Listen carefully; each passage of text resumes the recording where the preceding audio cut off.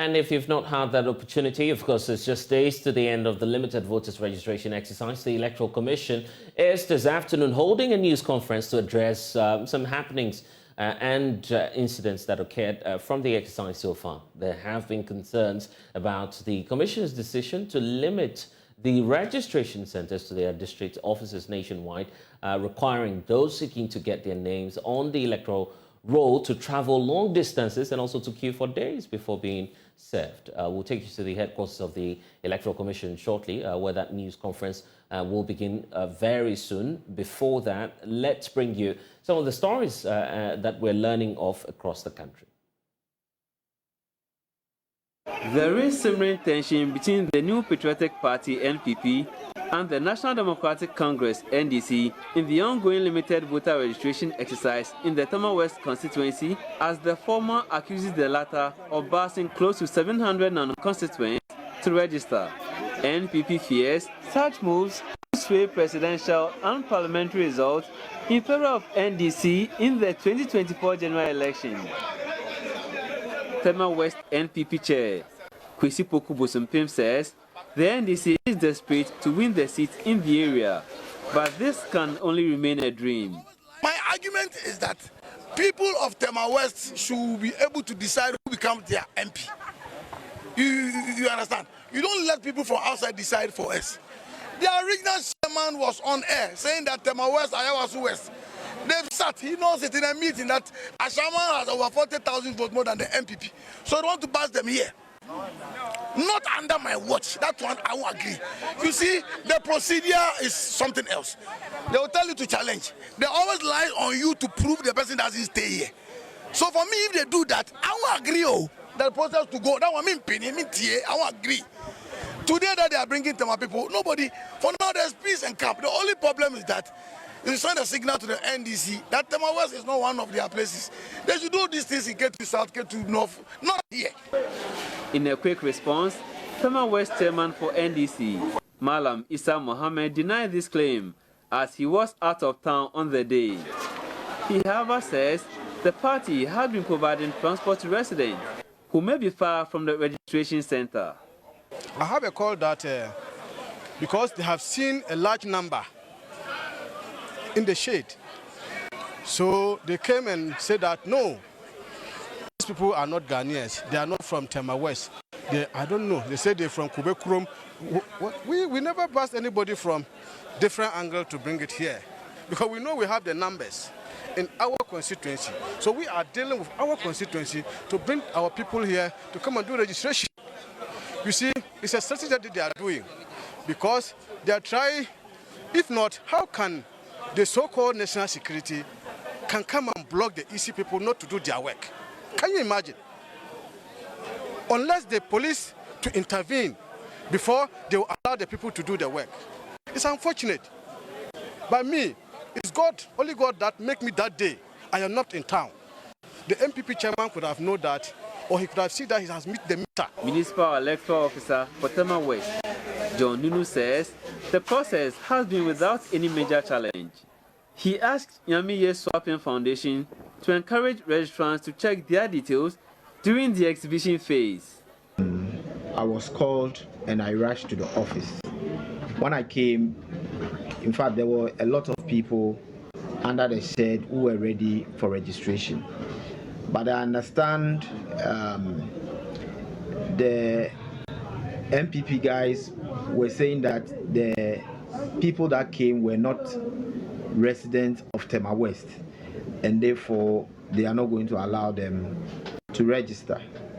In fact, it became a banter between MPP and NDC.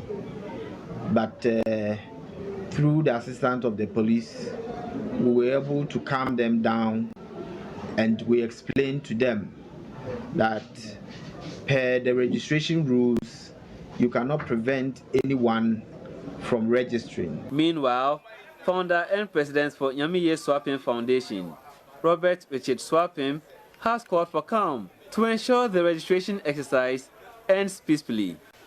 So the foundation actually was set up in Tema West with a focus on health, education, music and other social interventions.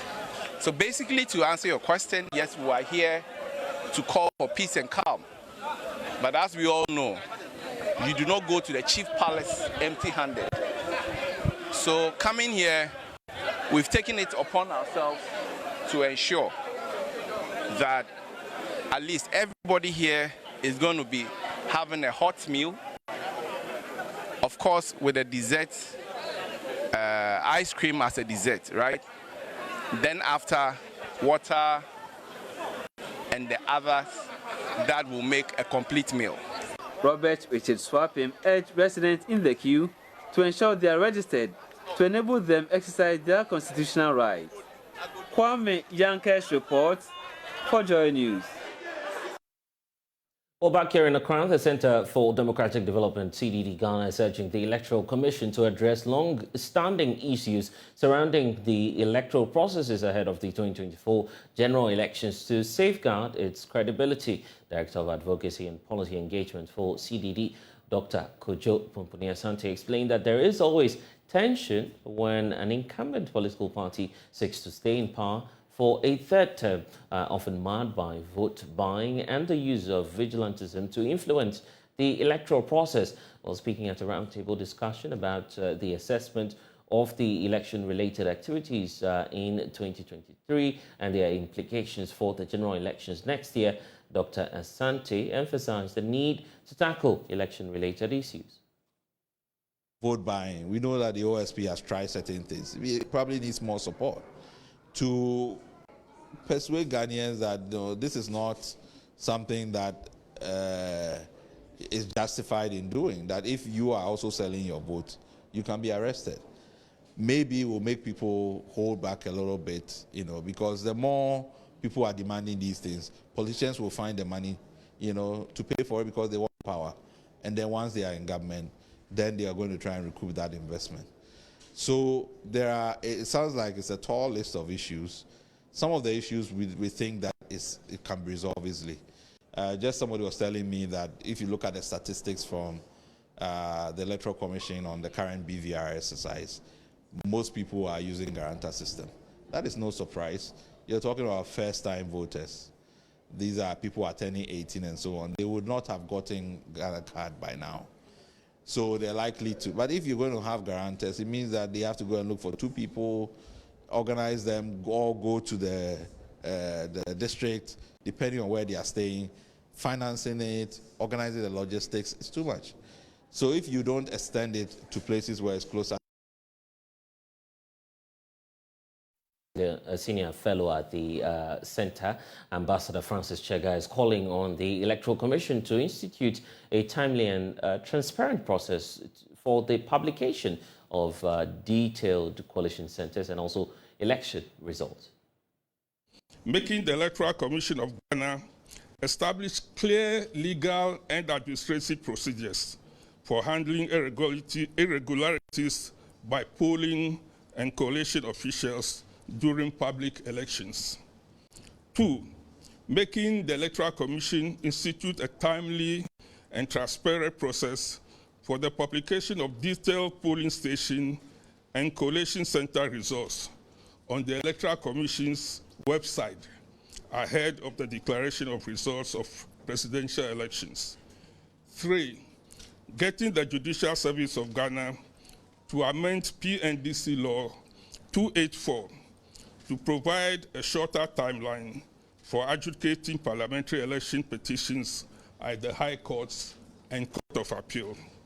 4, getting an enhanced affirmative action law that prescribes at least a 30% quota for women in governance and decision-making positions. And 5, but not the last, get electoral stakeholders to cooperate to combat the vote buying and misuse of incumbent status that are driving up the cost of politics and endangering the stability of our democracy.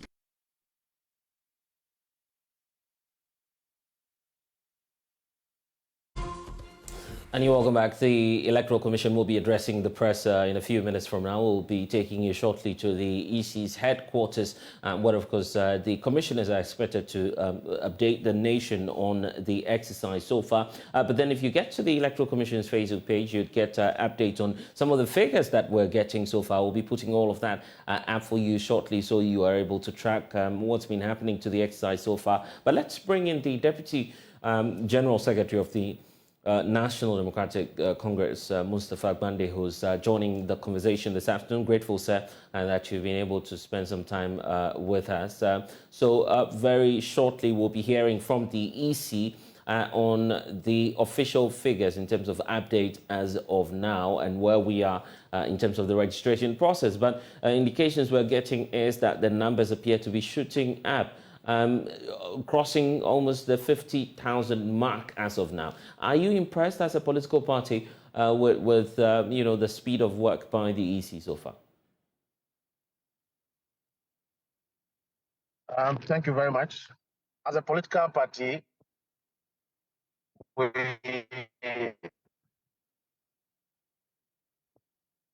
so far really impressed in the commitments, clear and explicit, that the NDC stand very disappointed in the manner that the Electoral Commission have handled. Okay, but we seem to be having some challenges there connecting with Mustapha Gbande, who will be joining us with more shortly when we hear from the Electoral Commission. The Commission also putting out some data on its Facebook page in terms of the Electoral Commission. We'll get you some updates shortly on that. But Mustapha Gbande is back on with us. Mr. Gbande, apologies there. We lost the initial points you're making. I was asking if you're impressed as a political party. Yeah, so the NDC stand very disappointed as to the manner the Electoral Commission is handling the exercise. What is very clear is that the numbers continue to double. The queues continue to increase. Invariably, what that means also is that a lot of Ghanaian youths are desirous of registering. However, they are in the queues suffering, getting angry, they cannot get food, they come from the villages, and they are frustrated. This is what the Electoral Commission have subjected them to, and we cannot be happy about such a development. As we speak, the Electoral Commissioner is withdrawing a couple of machines from these same registration centers. So when the numbers are increasing, the Electoral Commission is reducing the machine force. What it means is that... And this is based on an official communication from We don't understand. The Electoral Commission should be answering for these questions. Yeah, I'm asking you because the source of the information needs to be questioned. The EC hasn't officially communicated. This is not a political information. This is what the Electoral Commissioners at the various district offices are saying, that the EC headquarters is withdrawing the standby machines that they have given the various registration centers. And this is a fact.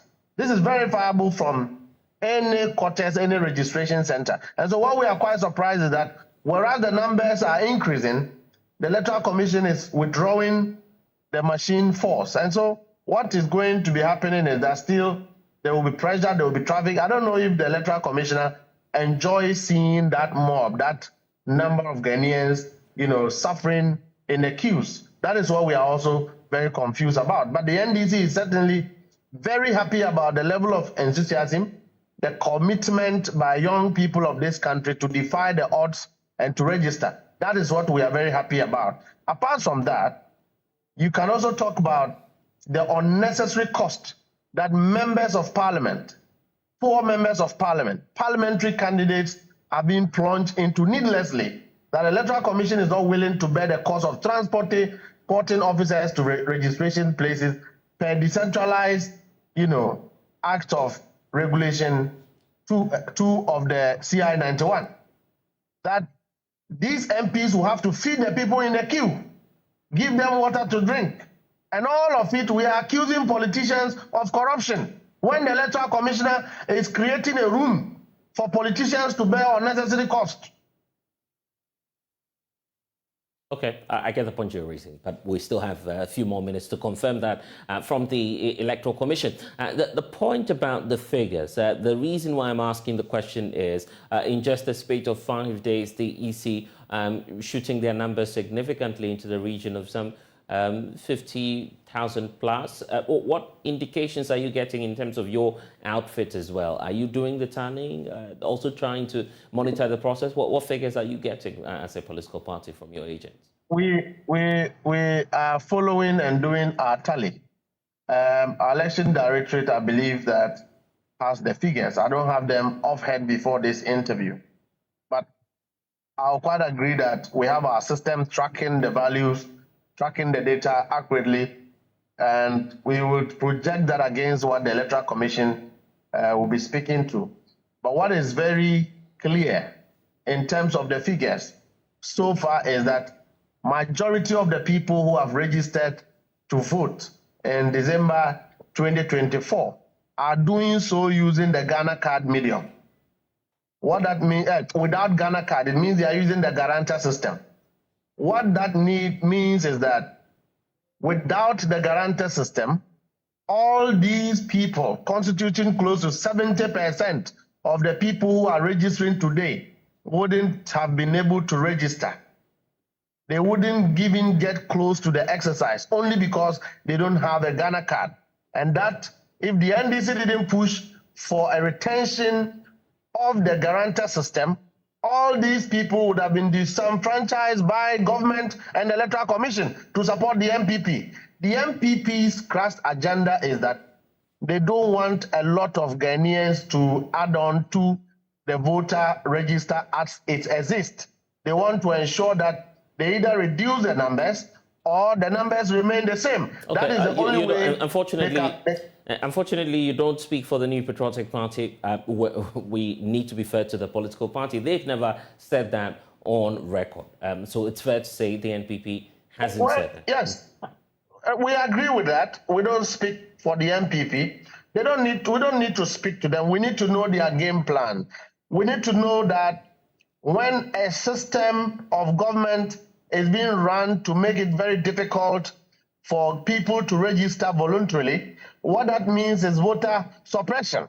And when they lead the voter suppression agenda, invariably what it means is that they cannot have people who will not vote for them getting onto the register because they know that the first-time voters are likely to vote for the NDC because everybody is disappointed in the governance of Nana Akufo-Addo and his system.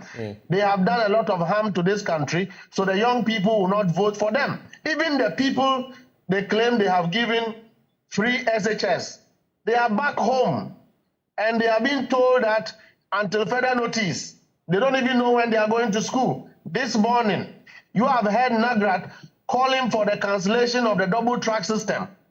You have heard authorities dissatisfied with the system in the senior high schools. What that means is that the young people are not happy with this government. So they will not vote. If they are not going to vote, then it means that there should be a way to make sure that they don't get the opportunity to register. Hence, the inducement for the Electoral Commission to maintain her position that she will not decentralize registration process. I see. And now, of course, we'll have the opportunity very shortly to listen to the chairperson of the commission to address some of these issues. Then, of course, we'll expand the conversation further. But just to point out as well that the EC, even before the conclusion of the exercise, is raising concerns about the infiltration by minors. The chairperson of the Electoral Commission pointing out that some politicians and also the political parties are aiding these minors to come onto the electoral roll. It's the reason for which I guess the Ghana card would have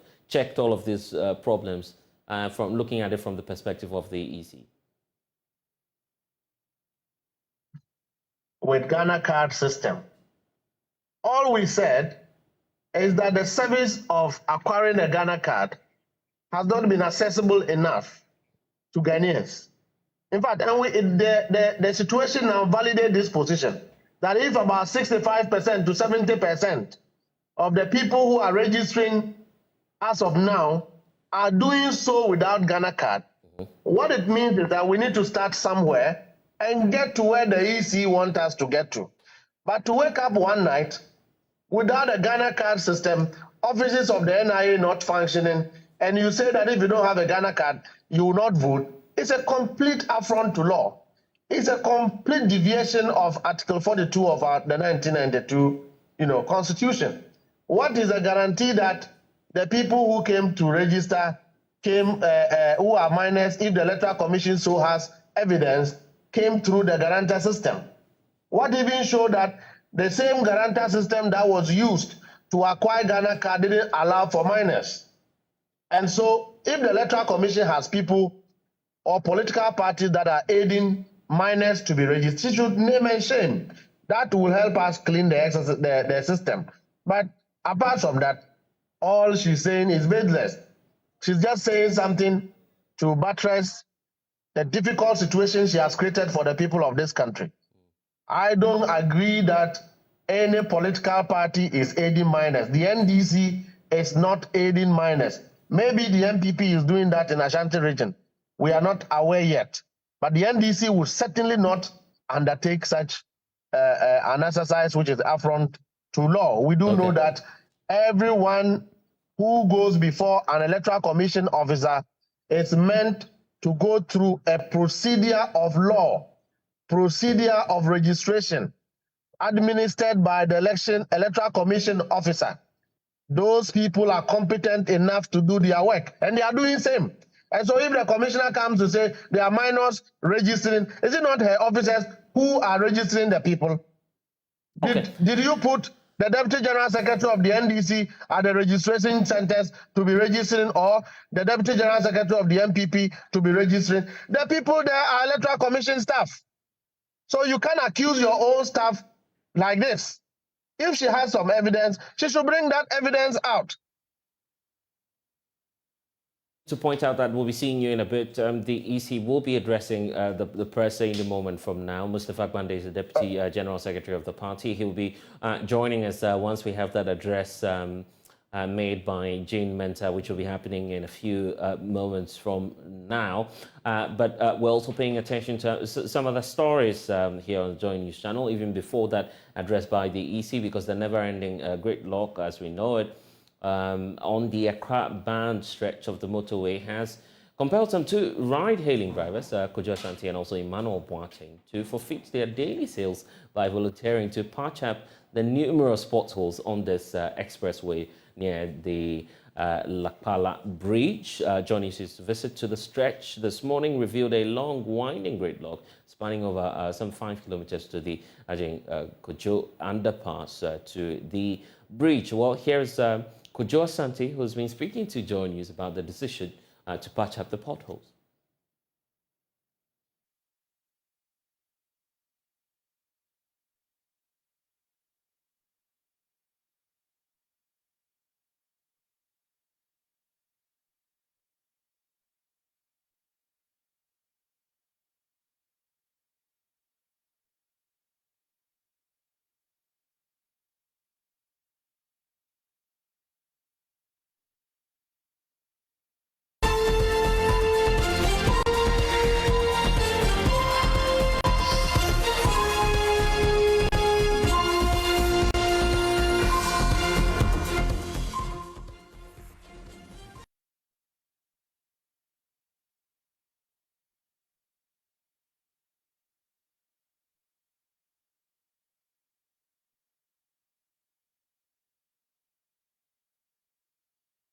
I use this road every day, every night, but the traffic is too much. So I volunteered myself to come and do it. It's not me only. I just parked my car over here, and my friend, we volunteer ourselves to come and do this. Instead of a road and highway should come and do it, they are not doing it, so we just volunteer ourselves to come and do it. That's what motivates me. It's very dangerous. Maybe if you don't know, you were a newcomer on this road and you are speeding, immediately you just accident or you best your time. Even right now, somebody best his tires here right now, just fix it. So it's very, very dangerous. If you don't know the road well, you'll get accidents. I'm Uber driver and the car is not mine, it's for someone, but I decided to park and do it for those who are using the road to get access to go fast and they should go their various places. Please, the Ghana Highway should do something about this road because it's very, very terrible. And the way the road is busy, if they see any fault or something, they should do it fast. And we are also using the road. We should use the road fine and nice. To be honest with you, you can spend more than 1 hour. It depends the times. You see, today's Thursday is market day at Ashaman. So people are using the road. The road is busy. And from Ashaman overhead to this stretch here, you can spend like 1 hour before you pass here to Accra. So the hours is so worrying. That's why I volunteered myself to come and do it. I don't need anybody money. If you give me, fine. If you didn't give me, I don't care. So that's why. Well, joining us is Carlos Kaloni has been to that stretch actually and has been engaging Kojo Asante and the others who spent some time there. Carlos, it's good to see you here on the Pulse. The point about why these drivers are doing what they're doing now. This is supposed to be the job of someone either at the highways department or, of course, some road engineer fixing what is supposed to be an expressway. What's happening? So the issue is that there are so many potholes on that particular stretch, especially the Accra-bound stretch. And so what is happening on the stretch now is that if you are coming from Tema towards Accra, you're going to endure, say, 30 minutes or 1 hour traffic from the Ajay Kojo end to the Lakpakla Bridge. If you remember, I think somewhere last year, the road ministry did some work on that particular bridge. And it's that spot that has really developed a lot of potholes to the extent that the iron rods are actually visible when you drive. So it's actually creating that snake effect because every vehicle that gets there, you need to slow down. And so the vehicles behind you have to slow down also. And it extends all the way to the Ashaiman flyover. And so this guys actually decided that no, they are Uber drivers or ride-hailing people. And so they use the road often, day and night. So they decided to go to the spot today to fix it, basically. But we know that the highways authority was on that stretch days ago to clear off that hurdle at the toll plaza. Exactly. Why didn't they consider maybe some patch-up works as part of the entire plan? Well, when we spoke to the safety engineer, Joseph Amejeke, he indicated that they're actually going to be doing these things in phases. The first is to demolish the abandoned toll booth. The next level is to look at the street lights there, and then they look at the pothole. He actually gave us that within the next 3 weeks, we should see some work there. So we are hoping that from Monday, the Ghana Highways Authority should be on the road to start some major work on the potholes. Okay, and there's obviously this update that we got that even when they were trying to fix that, it didn't go as planned. Exactly.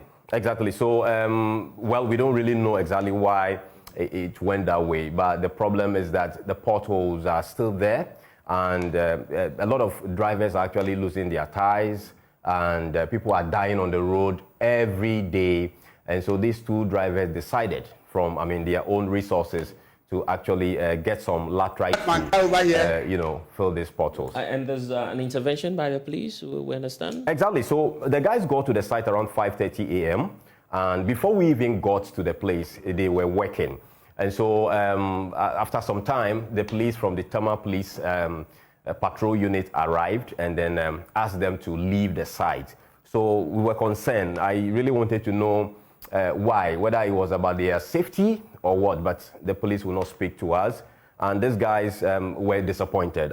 They were looking forward to doing this. According to them, they wanted to continue to do this work till somewhere next week. And so they were really disappointed that the police asked them to... and what's next on issue from the police team that came? They were not ready to actually speak to the media. And so we really did not know what informed their decision to ask. Could it be about issues relating to safety or what else could what do you suspect might be this? Well, I suspect it could be due to safety, but you can see the guy in reflector, and the vehicles, when they get there, there's another guy who is actually signaling the vehicle to slow. So if it's for safety, one would have thought that the police would have rather take charge of that to control traffic so that these guys can go ahead and do the fixing of the potholes. Is this the first time we're seeing this kind of benevolent work? Do we have other people just going to that part of the stretch to say we want to help out?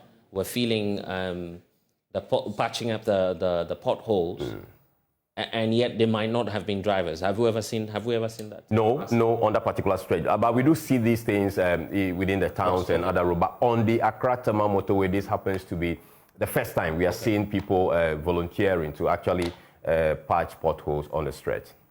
What have they been telling you really about you know, the status of the road? Because these are people who use the roads actually. Yeah, so you can see them in the pictures then.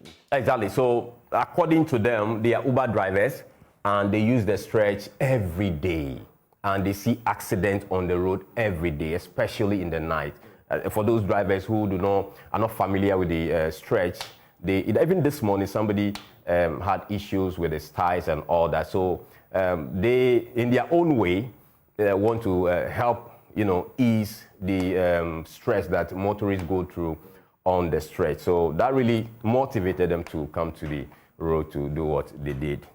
I see. And of course, there's also this bigger campaign that we're staging, keeping our eyes on the motorway. Why is this, much more of a concern for those who live within the area? It started off with the concerns about the continuous crashes that are being witnessed on that stretch. But we understand that there's more beyond the stories that we're seeing about the road crashes, and there are more pertinent concerns also coming up as a result of this. Yes, a lot of concerns are coming. I mean, emergency situations. This morning, I actually witnessed an ambulance that was coming from the Tema side towards Accra. And they were actually trying to use the shoulder of the road, but that portion of the road was bad. So an ambulance, emergency situation, and the ambulance had to also join the gridlock, which took some time. So imagine, it's not just affecting motorists and their vehicles, but in cases of emergency, I mean, you can imagine what will be happening. Carlos Kaloni there with the latest on the Accra-Tema Motorway. This afternoon as well, the Ghana Chamber of Telecommunications is warning the public against giving their Ghana cards to people to use in the registration of the subscriber identity model, which is the SIM cards. The CEO of the Chamber, Ken Ashigbe, says that the mobile money fraudsters have devised a new strategy to actually dupe the unsuspecting public by using their Ghana cards for other registration SIM cards. He's been speaking to Joy News.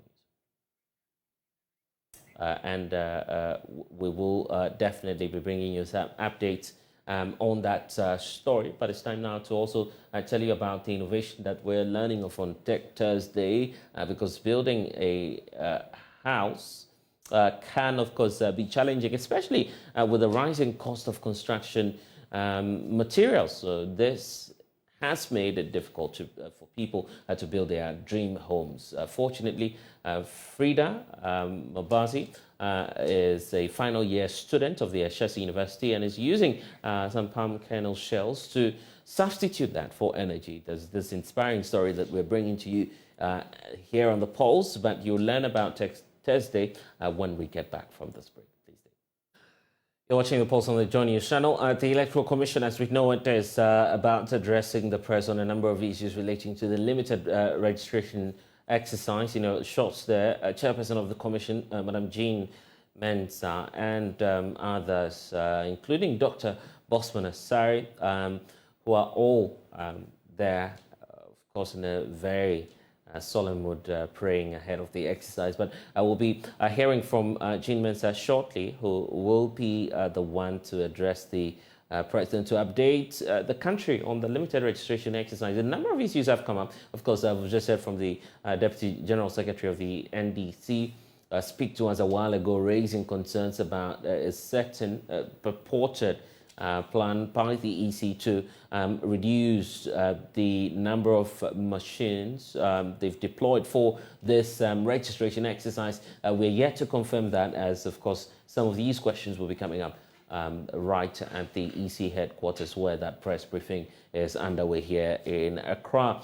So we can now cross over and of course listening to some of the interactions going on there. I believe that's the prayer being said. And it's time now to hear from the commissioners.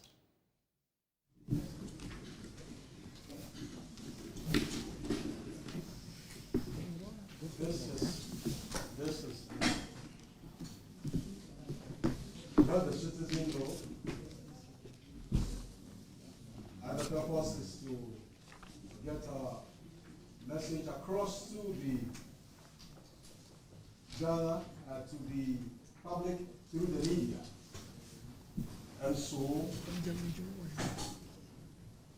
that is why we're here. We have in our midst the chairperson of the Electoral Commission, Mrs. Jane Mensa. We also have the deputy chair of the commission in charge of operations, Mr. Samuel Tete.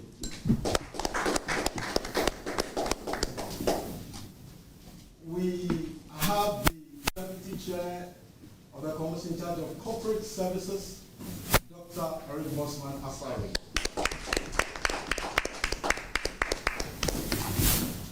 The Director of Human Resources, Mrs. Angelina Tego, is here with us. Mr. Ivan Ortain, the Head of Finance, also with us here. The Director of Electoral Services, Dr. Shubo Kweku, is also with us here. Our Director, R&D, Mr. Alex Boku Akubia, Research Model and Evaluation Department. We also have Mr. Edgar Gao of our Accounts Department. The Head of the Procurement is also with us, Mr. Kofi Chidodo. My name is Michael Webb, in charge of training. We want to now move straight to the business of the day. That is the presentation on an update of the registration, and this will be done by Dr. Eric Bosman Asari, Deputy Commissioner, Chairman of the Electoral Commission in charge of corporate services. Please help me appreciate him.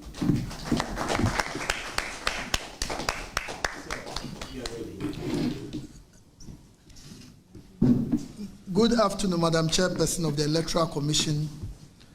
Good afternoon, Mr. Samuel Tete, Deputy Chairperson, Corporate Operations. Then good afternoon to senior directors and senior officers of the Electoral Commission. Good afternoon, ladies and gentlemen of the media. The Electoral Commission is once again very grateful to the Almighty God for His grace and mercies. We also thank you, the media, for the support you give to the work of the Electoral Commission.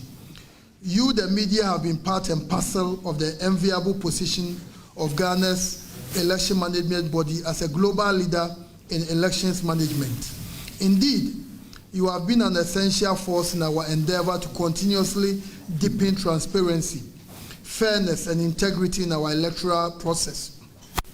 Our doors are always open to constructive criticisms that will expand the frontiers of the country's electoral democracy.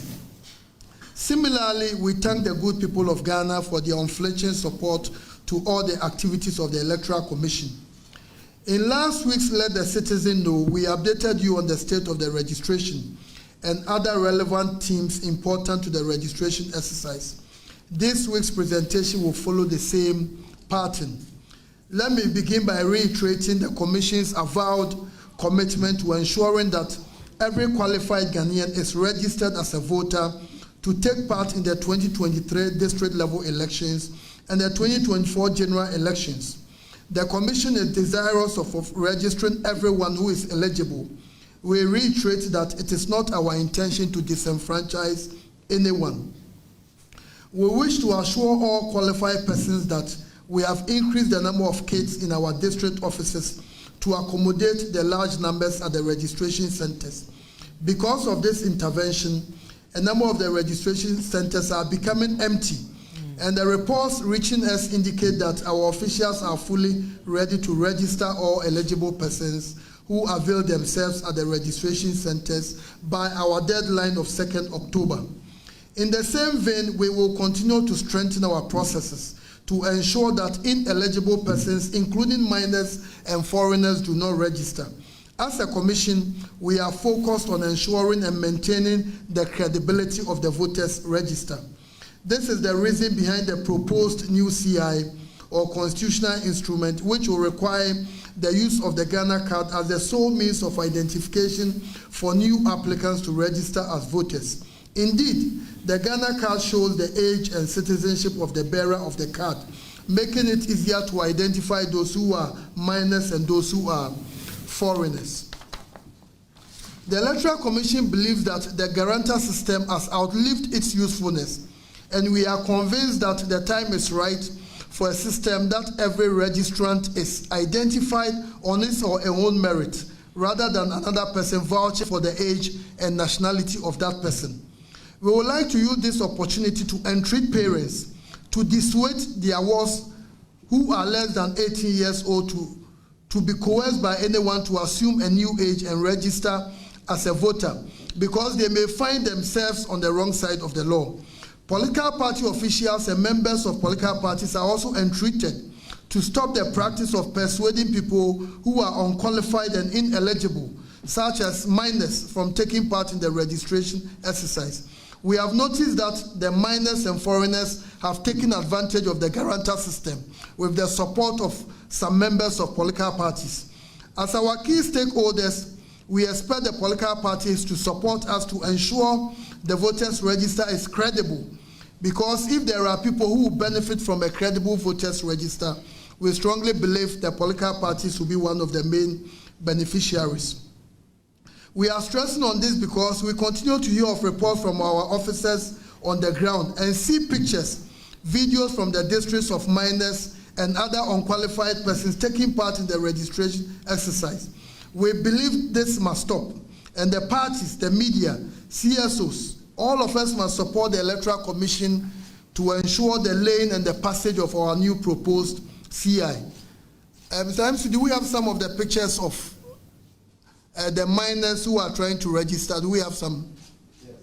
Yes. Can we show some for all of them to see? Please, as you can see, we have pictures of, these are Ghanaians, and they are being paraded as people who are 18 years and above. They are being paraded as people who are 18 years and above. So this is the main reason why the Electoral Commission has been emphasizing that we need to have the Ghana card, which shows the ages, the nationalities of the applicants. And these people appeared at our registration centers to go and register as people who are 18 and they qualify to vote.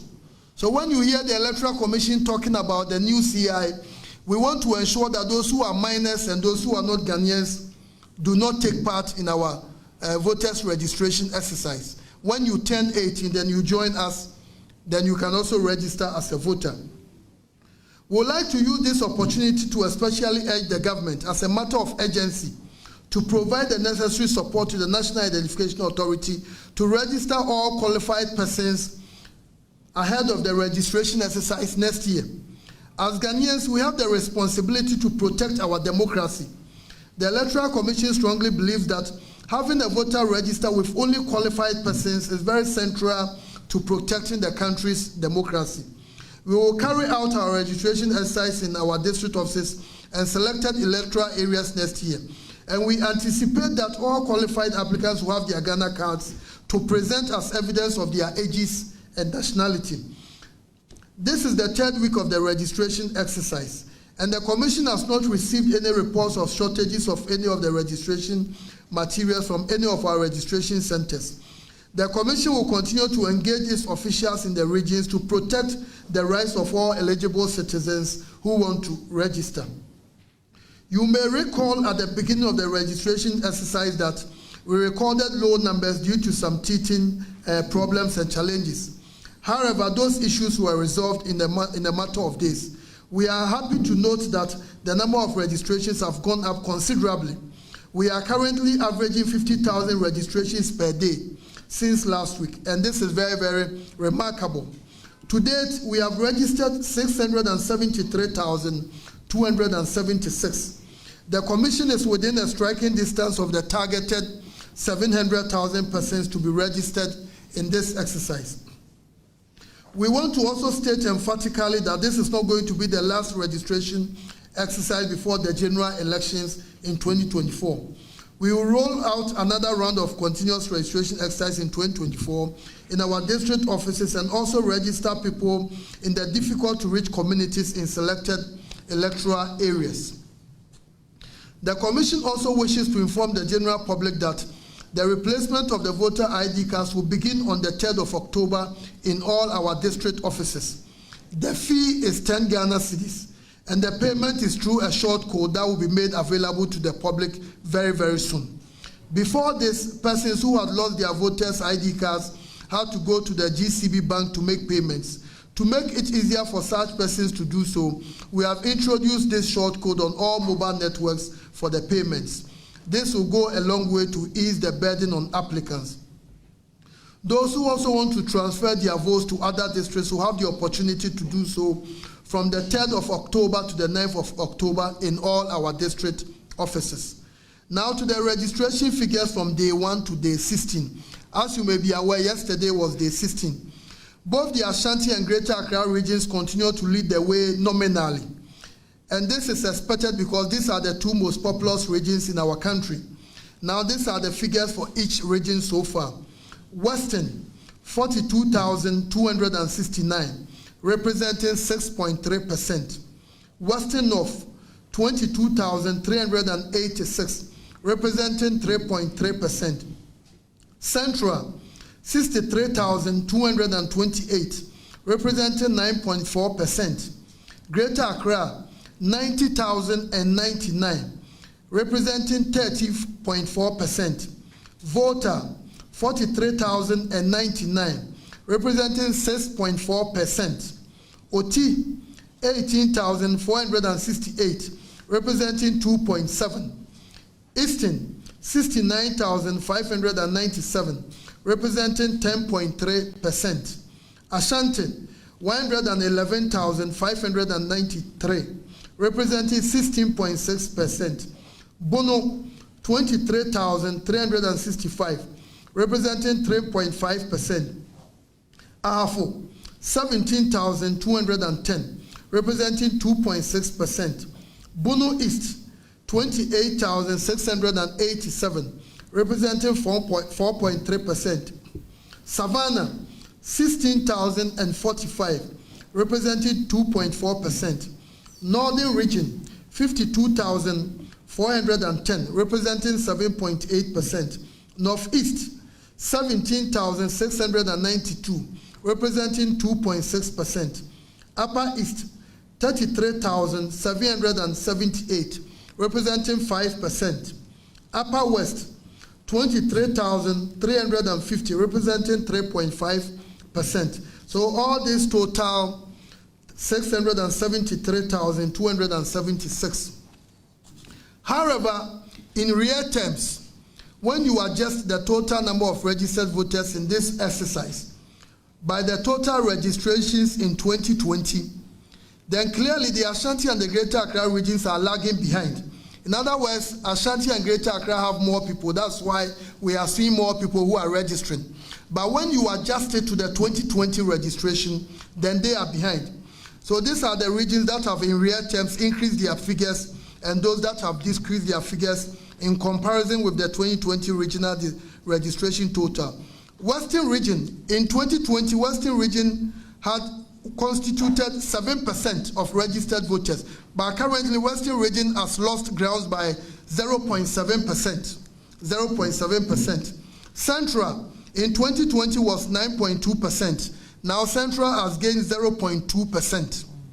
Greater Accra in 2020, Greater Accra was 20.7% of the total registered voters. Now Greater Accra has gone down by 7.3%, a total of 7.3%. Voter region was 5.4% in 2020. Now voter region has gained 1%, So that's a big increase, 1%. Eastern region was 9.6 in 2020. Currently, Eastern region has gained 0.7%. Ashanti region was 17.7% in 2020, and currently Ashanti region has gone down by 1.1%. Western North currently has gained 0.5%. Ahafo has gained 0.7%. Bono region has lost 0.3%. Bono East has gained 0.8%. Oti region has gained 0.6%. Northern region has gained 1.6%, which is very, very high. Savannah has gained 0.6%. Upper West has also gained 0.7%. Northeast has also gained 0.9%. And the Upper East region has gained 1.1%. Of the regions that have increased their figures in real terms, the Northern region leads with 1.6%, followed by the Upper East with 1.1%, then Volta region with 1%, and the Eastern region with 0.7%. For the regions whose figures have decreased, Greater Accra is ahead with 7.3%, far more than even the registration figures of about 2 or 3 regions put together, followed by the Ashanti region, which has lost 1.1%, and the Western region with 0.7%. We also continue to have more males registering than females. This is noticeable in all the regions except in the Northeast and the Upper West, where females outnumber males by 60 and 14 respectively. These are the males and the females distribution so far. Currently, the males are 52% and the females are 48%. The Oti region has the highest percentage of males registered at 54.5%, and they also have the lowest at 45.5%. Now let's move on to the challenge cases. By the 16th day of the registration, we had recorded 7,561 challenge cases in all the registration centers, and this constitutes 1.12% of all the registered voters. In nominal terms, that means on the face of the values, the Greater Accra region tops with 1,552 cases, and the Northeast region is bottom with only 14 challenge cases. However, in real terms, when you compare the number registered in each region per the challenge cases, the Upper West region leads with 444, constituting 1.9% of registered voters in the Upper West region. Other regions with more challenge cases are also Savannah and the Volta regions at 1.8% and 2.3% respectively. Now let's look at the age groups of registrants in terms of percentages. For first-time voters represent 86.1%, those who have not voted before. In other words, people who are between the ages of 18 and 20 years. They constitute 86.1% of the total registered voters in this exercise. These are the age categories of the registered voters. The first-time voters are 580,800, making the 86.1%, followed by those who are between the ages of 21 and 35, who are 74,000, constituting 11%. Then those who are 36 and 45, they are 9,471, constituting 1.4%. Then we have those between the ages of 46 and 55, and they are 4,603, constituting 0.7%. Then those between the ages of 56 and 65, they are 2,736, constituting 0.4%. Then those who are between the ages of 66 and 75, they are 1,280, constituting 0.2%. Then those who are above 76, 200 and beyond, they are only 376, constituting 0.1%. Then finally, persons with disabilities. Nationally, we've registered 1,314 persons with disabilities. And this only represents 0.2% of the total 670,000 or so we have registered. Eastern region has the highest number of registrants of persons with disability with 152, and the Northeast has the lowest with only 17. However, as a percentage of registered voters in each region, the Savannah region, which has 103 of persons with disabilities registered, is the highest in terms of percentage with 0.64%. So, ladies and gentlemen, to conclude, the Commission again wishes to express its appreciation to you, the media, for the support and the encouragement you give to the Electoral Commission. We are very grateful for your attention. Thank you very, very much.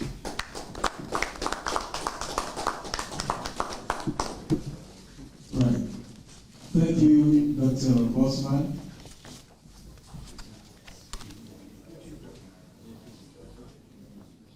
Yes, but the practice has always been that we take the question and answers before we do the P version. So let's stick to that. Right. Okay, so we have two hands here already. Oh, you are? Okay. So just be brief.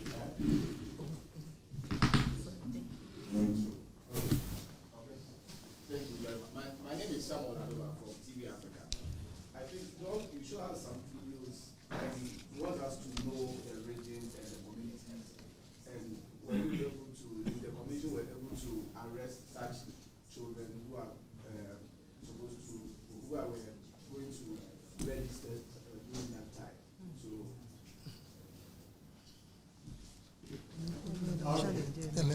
Challenge. 1, 2. It's the police's duty to arrest, but that's the state. Thank you very much. My name is Ube. I report for GH1 TV. I have two questions. First is about persons with disability. Now, when you go to your former head office, there are some districts registering at the top. Certainly, such places are not disability friendly. And I'm sure there are other places with such challenges. What are you doing about it? And secondly, I want to find out from the Commission if there are suggestions, for instance, from the NDC, suggesting that IPAC be legalized. Is there a suggestion that you welcome? Thank you very much. Okay. That's for another day. Thank you very much. My name is Santi. I want to enjoy two questions boxed in one. First, having to do with the plea parliament to, as it were, have your CI go through. I see that you posted day 1 to day 11 of your registration data, and it shows that 63.14 of persons who are registered between these range actually use the guarantor system to register, whilst 36.51 use the Ghana card, and then 0.35 use passport. It shows that there are still a number of people who rely on the guarantor system, either because they just don't have the card or they believe that is the more appropriate way to go. And then finally, on the videos and pictures you show, I see that they look like minors. But how can anyone tell just by looking at people and suggest that they may be minors?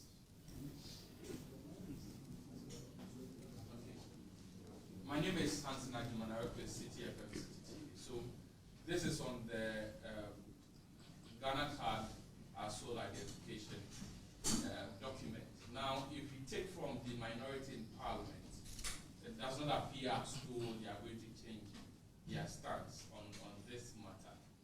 Again, we know when it comes to subsidiary legislation, when the body so given the authority by the Constitution lists that document, is either Parliament accepts it or rejects it by a 2/3 majority.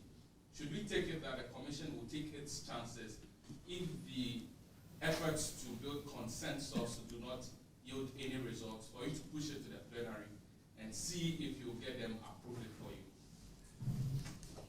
Thank you. Nana Kusiambo from Oman FM. I want to know, since the beginning of the exercise, the minors and the foreigners, how many of them have you prosecuted so far? If there's a prosecution, to the and then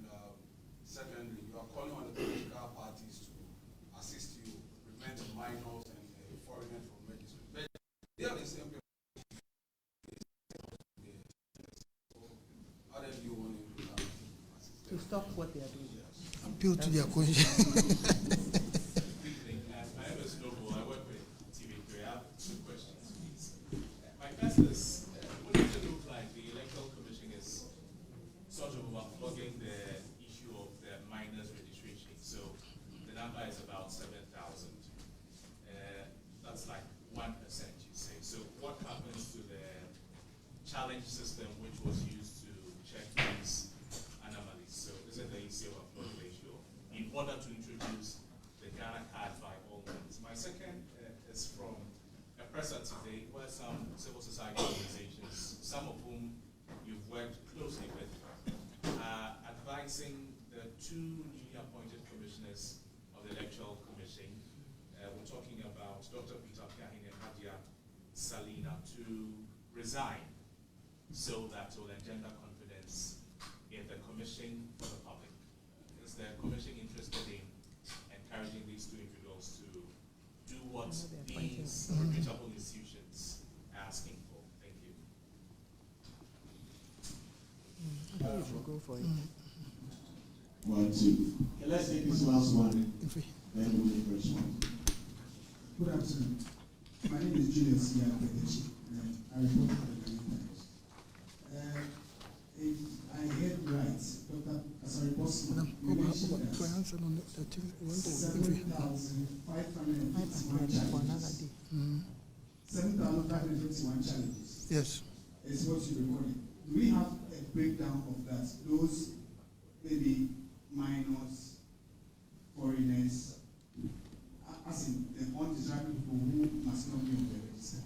And then, secondly, at the start of your briefing, you mentioned that you are now recording empty centers. Is that to say that the exercise has been successful thus far? Because there are reports that people still have difficulty accessing the registration centers. The last time I followed one to do one, we did more than 70 kilometers to be at the district office. Would you say your exercise has been successful so far? Thank you. I think the first person wanted to know. The first one wanted to know the regions and where the videos and the pictures came from. The commission is still investigating, but they came from our personnel on the field. So we are still looking at it to narrow down to the specific places. And when we have established that, we'll let the public know about that. But as you can see, I think somebody was asking a related question that, do we have a mechanism to know whether people, by just looking at them, people are 18. I'm not an anthropologist, but those who have studied sociology, anthropology will tell you, when you go to every country, if you live in Korea, the Koreans, they know how they grow. So we live in our part of the world, we know how our people grow. So if the one who asked the question comes to me and says he's 12 years old, I will doubt him. Because I've never seen. About 99% of the time, you will never see anyone who is a practicing journalist who is 12 years old. So I think we know how our people, we are in our countries. And that's, when you talk to the anthropologists, they will tell you. So I think we need to look at it from that angle. And I think the IPAC, the question on the IPAC, I think this is a forum for registration. So this is not the forum for that. I think somebody was saying there was a question on the guarantor system. People, 63.14% have used the guarantor system. Let's go back. In 2020, when we did the registration, out of the 17,027,000 people who registered in 2020, about 61% of them, they registered with the Ghana card.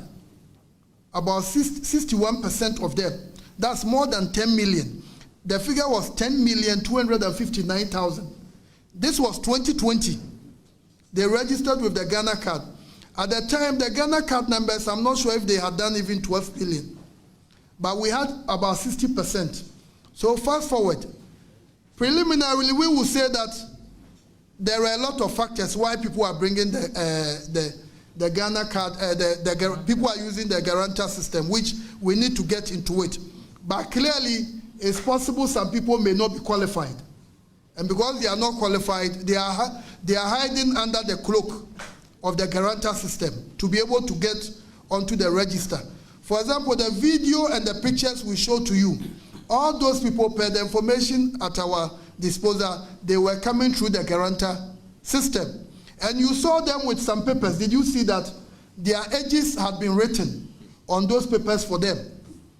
So when they enter, they will show you, my name is this, I was born on this, and I'm 18 years old. That's what you can see. So I think that if you make the guarantor available, people will use it. And if you have the Ghana card also available, compared statistics to us, about 17.5 million people have been issued the Ghana card. And I think the media, you want to have a very credible register.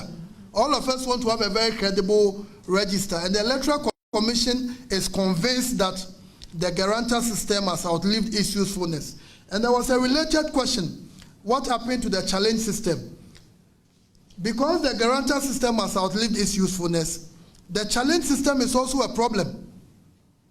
And the Commission is saying to avoid all this, everyone who comes to us to register as a voter must come on his own terms.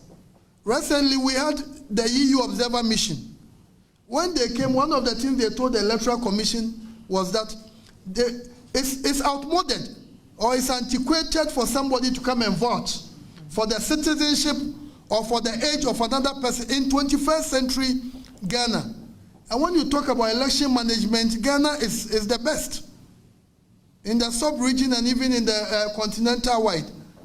So we are committed. Our objective is to ensure that we have a system that is very scientific, that is very, very credible, and all of us are ready to support that. And there was a question on the persons with disabilities. Please, wherever our offices are not located on the ground floor, during registration, they come down to register people. So if there are people with disabilities, automatically they've been told that you have to come down and register them. And nationwide, we have about 5 or 6 offices where they are not using the ground floor. They are supposed, they are required. So please, if you encountered somebody who had a disability with a problem, that's not the standard practice. We don't do that. They are supposed to come down to attend to all of them. I think there was a question of whether the EC would take its chances with the CI. Yeah, I think as Mr. Hansen Ajimai, as you pointed out, it's in the Constitution, Article 11, I think Article 11.7, that when it comes to laying of CI, the EC is supposed to. You lay it in Parliament by 2/3 majority. But I think the EC, our job is, we don't work for ourselves. The chair and the team, our objective is to let's come together and let's build a system that all Ghanaians will be proud of. So we are not saying by hook or crook, but what the Commission is saying, we want to work with Parliament, the media, the civil society, so that all of us will understand that the level we've got into as a country, we need a system that is very, very robust. So the EC, we are very convinced that with the work that the NIA has begun, very soon, maybe before the end of the year, all those who qualify to get the card would have gotten and will be able to lay the CI next year. I think the question of overflogging the issue of, is it the challenge system or the guarantor? The minors. And please, you know, the beauty about democracy, do you remember in 2008, the presidential election was won with how many votes? Think about 40,000 something. So let's be very clear. If every polling station, we get 2 people who are not qualified to be on the register. Now we are doing 38,622 polling stations. So if 2 persons who are not qualified, they get on the voters register at each polling station, how many people are we looking at? Do you know some parliamentary elections are won with some 5 votes? I think we've had even 3 votes. We've had that. So if we make that mistake, and what the Electoral Commission, what we are doing is that this is political party neutral. Let's ensure that all of us have a system that is credible. That's what the Electoral Commission is only saying. So Mr. Asante, I think all of you, the media, you are going to support us to ensure that we have and the people we saw there, the people you saw in the picture, can you really vouch that these people are 18 years? Can we really vouch? And those are the things the Electoral Commission we are talking about. I think CSO's calling on the EC, is this some appointment of commission members? Please, the Electoral Commission, those who are working as directors, officers, they were appointed by the commission under the leadership of the chair. Commission members are not appointed by us. The chair didn't appoint them. So please, if you have any concern about the appointment, I think that where the people who appointed them will be the best person. But for we Electoral Committee, we are doing our work, and so far we don't think that anybody's presence has undermined the quality, the integrity, and the transparency of our processes. And we are working well, and everything is going very well for us. I think almost all the questions are there. How many minors were prosecuted? How many minors? I think the process is ongoing. And we're also working with the police, and they've assured us that when the exercise comes to an end, they are going to update us. Once we have the information, we are going to engage you. Somebody was asking whether the exercise has been very, very successful. Last week when we met you, we gave you a target of 52% of the 1,350,000 people who qualify. And currently we've done 667,300 or so. That's almost 90% of the target we set for ourselves. So what this indicates is that by the close of the registration today, we are going to exceed our target. And this year is not even a general elections year. We don't have general elections. So as far as the commission is concerned, we are fully convinced and persuaded that we have been very, very successful. And we are on track to probably get to 800,000, 900,000. We still have 5 more days to go. So I think that's the issue. I think the final question has to break down of the minors and the foreigners. We are putting those details together. Once we get them, next week, God willing, in our briefing, we will let the citizens of Ghana know about it. Thank you very, very much.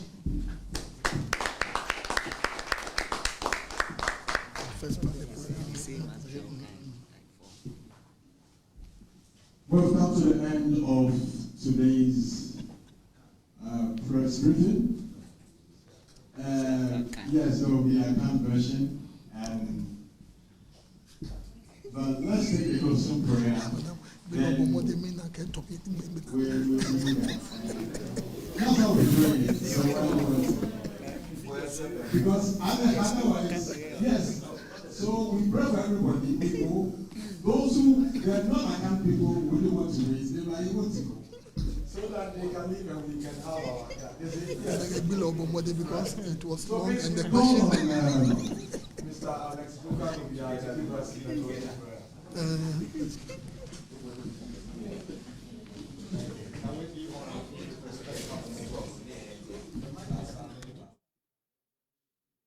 Pictures from the Electoral Commission's headquarters, where the EC has just announced and giving a full update on the registration process. The Commission says it is close to meeting its targets when it comes to the registration, the limited one ahead of the District Assembly elections. We had the Deputy Commissioner, Dr. Bosman Sari, addressing a number of issues, and the emerging concern now about some minors allegedly making it onto our electoral roll. And these are matters that will be addressed, and in the coming days, the Electoral Commission is promising to update the country on the source of this data and where they have some of these major activities happening, and we'll be updating you as and when we have them as well. We'll also definitely be bringing you some reactions to this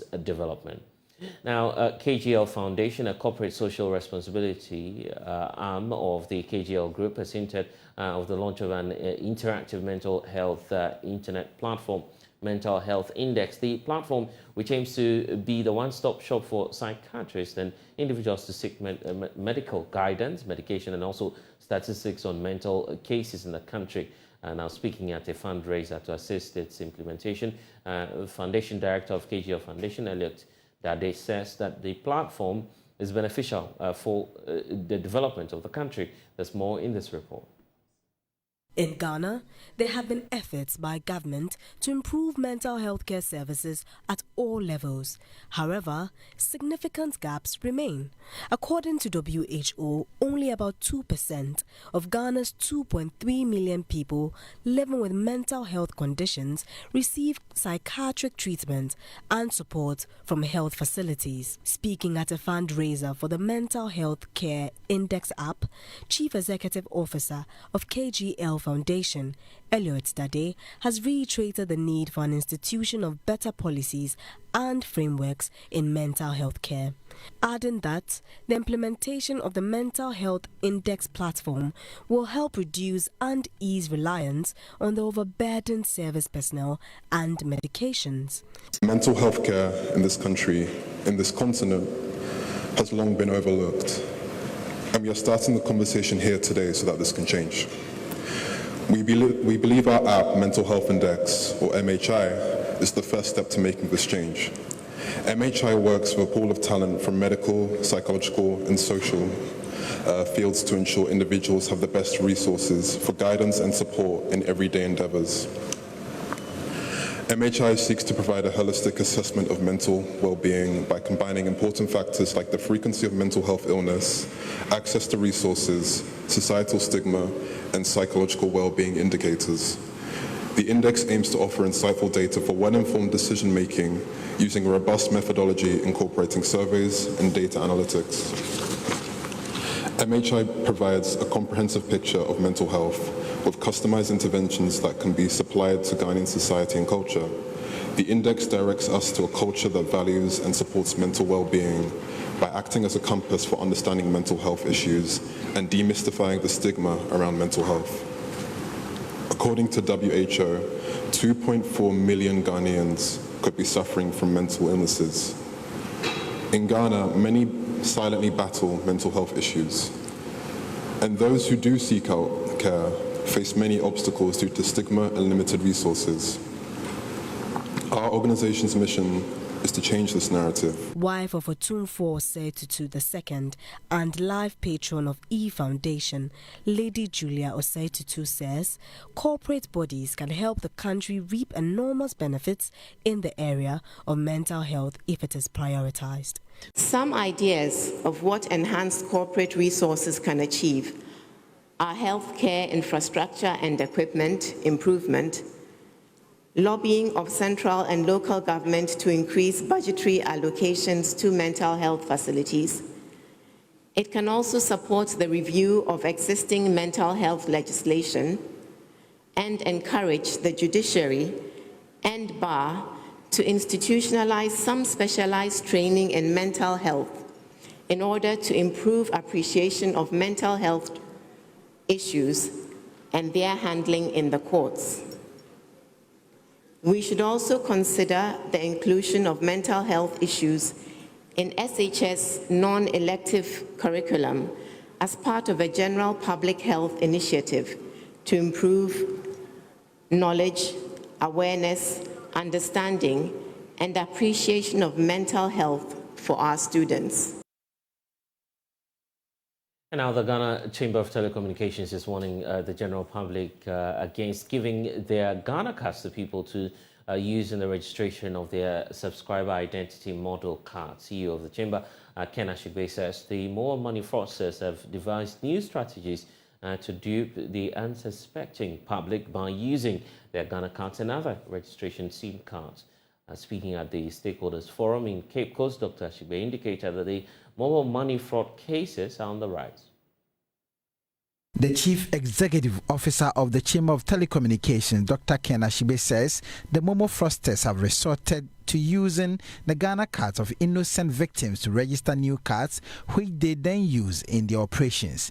According to him, people must guard their Ghana cards zealously to reduce the incidence of Momo fraud. So what are we doing? What we've done is that now the IGP has called a meeting together of all the telcos all the banks, and then he's working on a plan, a concerted plan, because already as the Chamber of Telecommunication, we have a platform called the FCD, where if anybody defrauds you, anybody steals your device, and you report it, the telco in particular would investigate. If they find it to be true, they would block the person. We are now liaising with the cybercrime unit.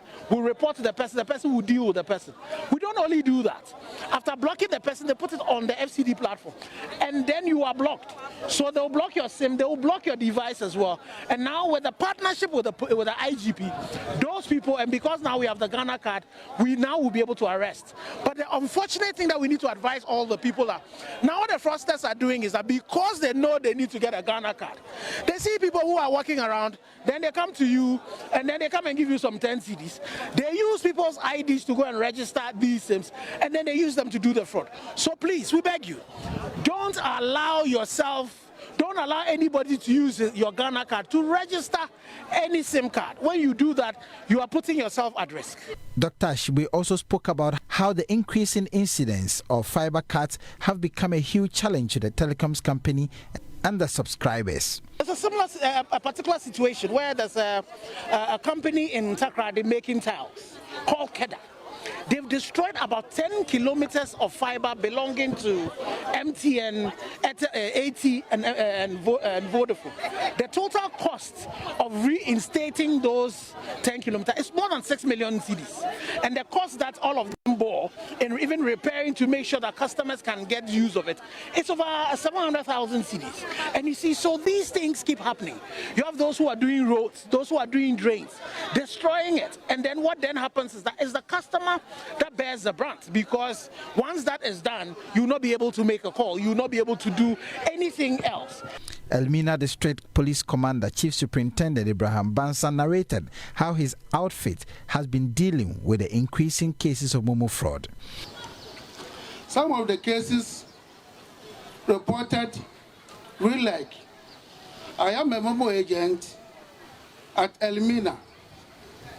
The suspect I brought to the police station came to do Momo transaction at my place.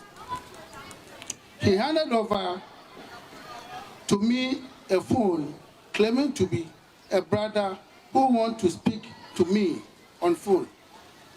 And during their conversation, the person on the phone may instruct the agent to enter a preferred code for further directives. And when that is done, the monies are transferred into their account and later cash out immediately. In all, the above cases reported were duly investigated. Those with evidence were prosecuted. Other cases settled among the parties, while others are still on investigations. Let me take this opportunity to advise all the Momo agents and the gathering here to be strictly conscious in dealing with Momo transactions to help reduce Momo fraud menace within KA municipality.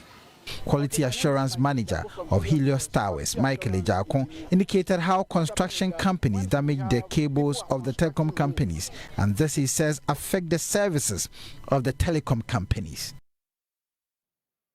And now the Africa Education Watch has launched 2 reports on equitable education. Both reports actually aim to direct education policies in West Africa towards achieving some gender responsiveness. The report appreciates that while some countries, including Ghana, have achieved gender parity at the basic level, the high number of out-of-school children continues to affect the full completion of both boys and girls at the basic level. The report observes that the high levels of basic school dropouts and also out-of-school children in the SAP region raise questions about the relevance of gender parity. We'll have a thorough conversation, which we're about to do now with, of course, Divine Ikpe, who is with the Africa Education Watch. Thank you for spending some time with us. So let's get to the details of this report that we have. By starting off with a reason for which you carried out the report. All right, thank you, Bless, and good afternoon to your viewers. So what we have is a documentary on challenges affecting girls' participation, full participation, of course, in basic education in Ghana, especially in the underserved areas of Ghana. We acknowledge that Ghana has made significant progress when it comes to enrollment at the basic education level for both boys and girls. Yes, indeed, Ghana has achieved parity in its basic educational system. If you look at the data at the KG level, primary level, GSS level, we have achieved parity, which is 1, and that is absolutely commendable. However, participation in school is not just the issue. We need also to ensure that while they enroll, they retain in school, they progress, and then they complete, the girls. So while we have done well by closing the gender gap in our educational system when it comes to enrollment, there are still issues when it comes to girls' retention, progression, completion, and even the choice of academic programs. And that is why we carried out this particular documentary to throw more light on some of the issues that hinder girls' full participation in school so that it can inform policy action. But how about the implications on the education sector? Why is this crucial, and what should be the way forward in terms of informing general policies? Yes, by 2030, our target is to ensure that both girls and boys complete their full cycle of basic education as far as the Agenda 2030 is concerned, and also in line with our education strategy plan that spanned from 2018 to 2030. We've completed the first medium term of the strategic plan, and we are started the implementation of the second medium-term plan, and we are halfway through the SDG 4, which means that we need to double our action, because when you look at the out of school rate, girls constitute the majority of the children that are out of school. When you look at the 1.4 million children that are not in school, 53% of them are girls. And when it comes to completion, GSS completion is 83%. And then when it comes to girls' participation, especially in STEM-related programs, if you look at the 2021 data at the secondary school level, the number for girls is just 69,000, while that of the boys is 122, which means that when it comes to selection of STEM-related programs, there's a huge disparity. And then progression, while at the GSS, we reckon that gender parity at that level has also been achieved. When you look at the progression, there's a disparity. If you look at it, for every 100 boys who are at the secondary school, 83 of them are girls, which tells us that after junior high school, we are not seeing that transition of girls that we wanted. So yes, it will affect the desire or our estimation when it comes to the attainment of the SDG 4, and that is why we need to double our efforts to close the existing gaps. Right, grateful. Divine Quest with the Africa Education Watch.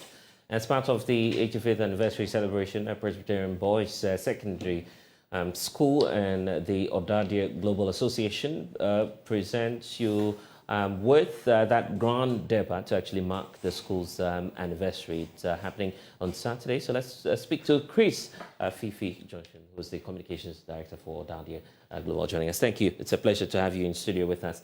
Of course, congratulations are in order, obviously, for the feat that you have chalked. But what's that unique story that you're seeking to tell about the 85th anniversary of Presec? Basically, the number 85 is huge and very significant when it comes to secondary schools. And for a very long time, Presec has continued to, lead when it comes to second cycle institutions here in Ghana. And because of that, and with what we have recently chalked in terms of, competition and other, stuff that, is related with second cycle institutions, we decided to, you know, institute something which started 5 years ago, and this year being the next 5 years again, we decided to, you know, celebrate that. So we don't normally do the Durbar every year, but we celebrate our birthday every year. So every 5 years we do it. What's the lineup in terms of activities that we're likely to see? Okay, so as part of the 85th anniversary, we started this thing way back in February, where we had our launch. And then the next month we did the big bonfire, which we came here. Right. And with this particular one, the president will be around, the president of the Republic, Right. Nana Addo Dankwa Akufo-Addo. He's a guest speaker.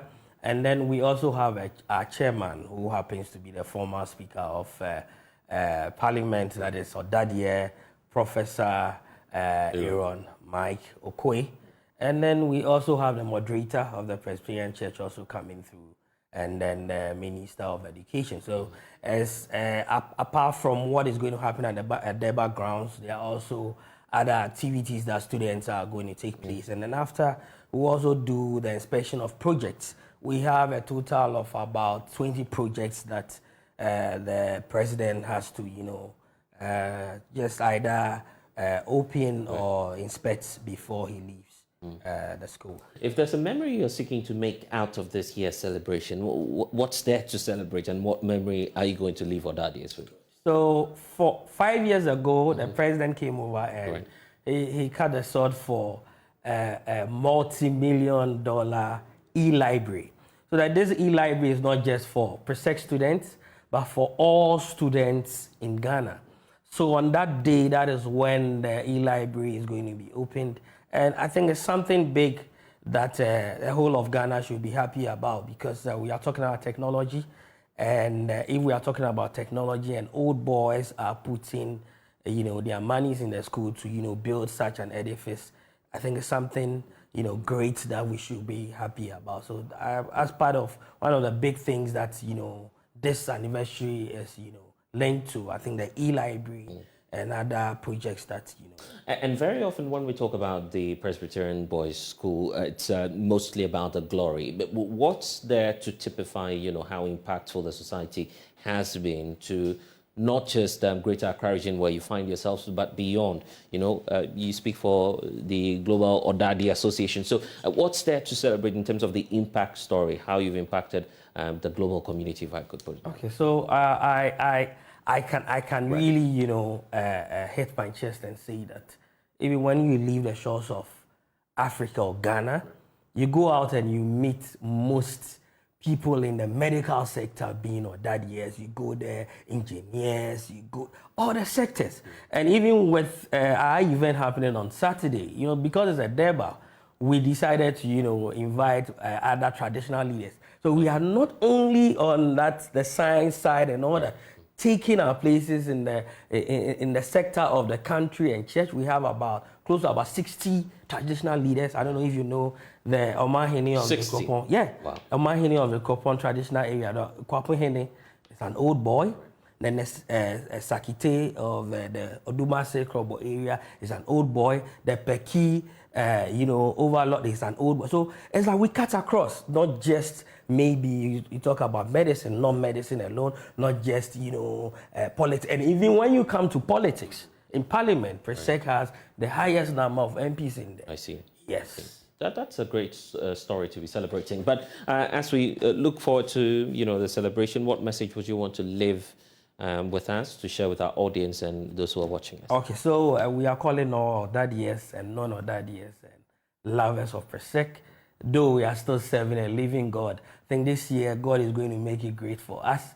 And the time for the event is 10 a.m. sharp at the Presec School Field, where the dress code is the 85th anniversary cloth. And the theme for this year is building upon a legacy of excellence. Come along and join us. I think is this open to everyone? Even you can come. Oh, which school did you attend? Well, I'm a Bobo actually. I'm from Bishop Mohammed College, so you know, it's a boys affair. I guess. You can join anyway. Us. to celebrate, I guess. Indeed. Well, it's grateful that you've been able to join us here on the Pulse. Probably you have some message for the Odadias out there as well. All right, so we're calling all Odadias from, way back in 1938 when the school, started. All students. Oh, you still have some of them around? Yeah, we still have some of them around, yeah. Right, it started way back in Odumase Krobo. That is where the school started yes. before we moved to Legon to join, the academician. You have University of Ghana, UPSA. Yeah. So we're calling all Odadias to join us. Both, I hear there are some people coming all the way from North America joining Also us. joining. So everyone joining. Just join in and let's celebrate our 85th anniversary. Yeah. Grateful, and we'll see you there. And that's all we have for you in this package of the Pulse. I'm blessed. So we're going to log on to myjoyonline.com. We have some stories there for you that you can catch up on. Bye-bye for now.